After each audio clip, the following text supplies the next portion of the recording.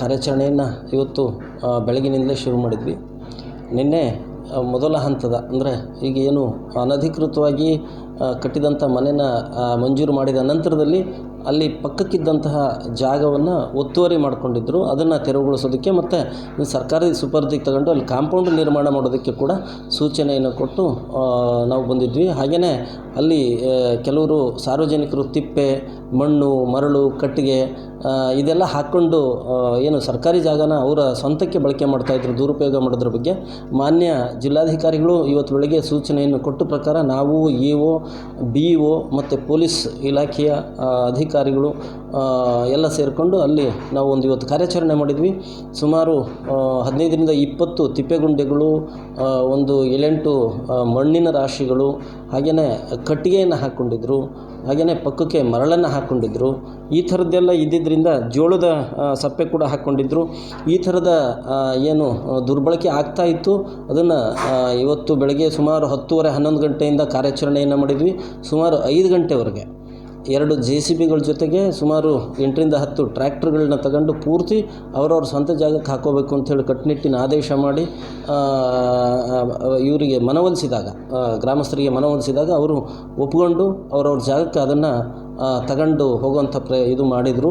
ಪಂಚಾಯಿತಿಯವರು ಕೂಡ ಸಾಕಷ್ಟು ಒಳ್ಳೆಯ ಸಹಕಾರವನ್ನು ಕೊಟ್ಟರು, ಸಾರ್ವಜನಿಕರು ಸಹಕಾರವನ್ನು ಕೊಟ್ಟರು.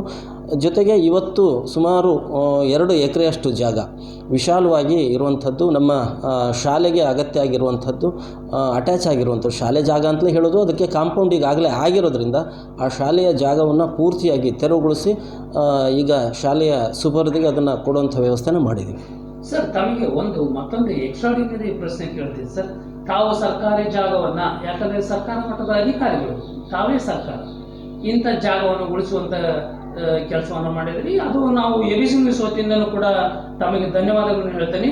ಆದರೆ ಈ ತಾಲೂಕಿನ ಶಾಸಕರು DG ಶಾಂತಗೌಡರು ಇರುವವರೆಗೆ, ತಾವು ಅಧಿಕಾರದಲ್ಲಿ ಇರುವವರೆಗೆ ಸರ್ಕಾರಿ ಕೆರೆಯನ್ನು ಕೂಡ ಒತ್ತುವರಿ ಮಾಡಿದ್ದಾರೆ ಅಂತ ಹೇಳಿ ಅಲ್ಲಿ ನಿನ್ನೆ ಆ ಗ್ರಾಮದಲ್ಲಿ ಮಾತಾಡ್ತಾ ಇದ್ರು. ಅದೇ ಗ್ರಾಮ ಅಂತ ಅಲ್ಲ ಸರ್, ತಾಲೂಕಿನಲ್ಲಿ ಹೊನ್ನಾಳಿ ಮತ್ತು ನ್ಯಾಮತಿ ತಾಲೂಕಿನಲ್ಲಿ ಕೆಲವೊಂದು ಕೆರೆಗಳನ್ನು ಒತ್ತುವರಿ ಮಾಡಿ, ಸರ್ಕಾರದ ಜಾಗವನ್ನು ಒತ್ತುವರಿ ಮಾಡಿ ಅದನ್ನು ಸಾರ್ವಜನಿಕ ಸ್ವಂತ ಜಾಗ ಅಂತ ಹೇಳಿ ಬಳಕೆ ಮಾಡುವಂಥದ್ದು. ಇನ್ಮೇಲೆ ಒಂದು ಸೂಚನೆಯನ್ನು ಕೊಟ್ಟಂಗೆ ಆಯ್ತಾ ಬಿರ್ಗಳ್ಳಿ ಗ್ರಾಮದಿಂದ ತಾವುಗಳು ಸಾರ್ವಜನಿಕರಿಗೆ ಅಂತ?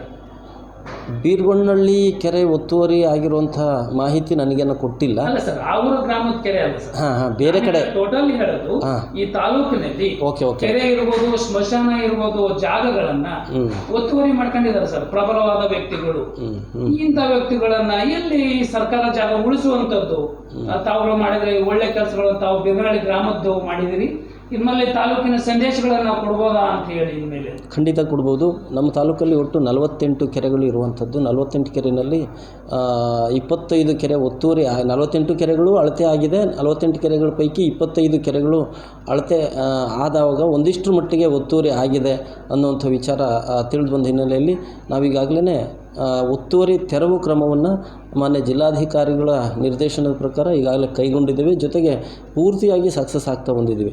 ನಮಗೆ ಒಂದು 6 ಕೆರೆ ಒತ್ತುವರಿ ತೆರವುಗೊಳಿಸೋದಕ್ಕೆ ಇನ್ನು ಬಾಕಿ ಇದೆ. 19 ಕೆರೆಗಳನ್ನು ಈಗಾಗಲೇ ನಾವು ಸಂಪೂರ್ಣವಾಗಿ ತೆರವುಗೊಳಿಸಿ ಮೈನರ್ ಇರಿಗೇಷನ್ನು ಮತ್ತು ಸಂಬಂಧಪಟ್ಟ ಗ್ರಾಮ ಪಂಚಾಯಿತಿ PDO ಅವರಿಗೆ ಹಸ್ತಾಂತರ ಕೂಡ ಮಾಡಿದ್ದೀವಿ.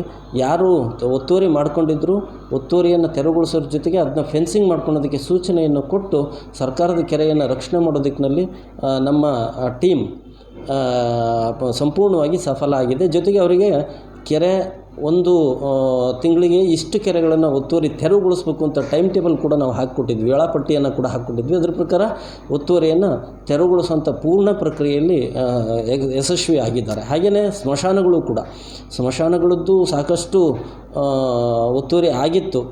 ಸ್ಮಶಾನ ಒತ್ತುವರಿಗಳನ್ನು ಸಂಪೂರ್ಣವಾಗಿ ತೆರವುಗೊಳಿಸೋದಕ್ಕೆ ಒಂದು 2-3 ಕಡೆ ಬಾಕಿ ಇದೆ, ಇಶ್ಯೂಸ್ ಇದೆ, ಕೋರ್ಟ್ನಲ್ಲಿ ಕೇಸ್ ಇದೆ ಅನ್ನೋಂಥವು ಹೊರತುಪಡಿಸಿ ಉಳಿದಂಥ ಎಲ್ಲ ಕೆರೆಗಳನ್ನು ಕೂಡ ಸರ್ಕಾರದ ವಶಕ್ಕೆ ತಗೊಂಡು ಪಂಚಾಯಿತಿಯವರಿಗೆ ನಾವು ಹ್ಯಾಂಡೆಡ್ ಓವರ್ ಮಾಡಿದ್ದೀವಿ. Thank you sir. Thank you.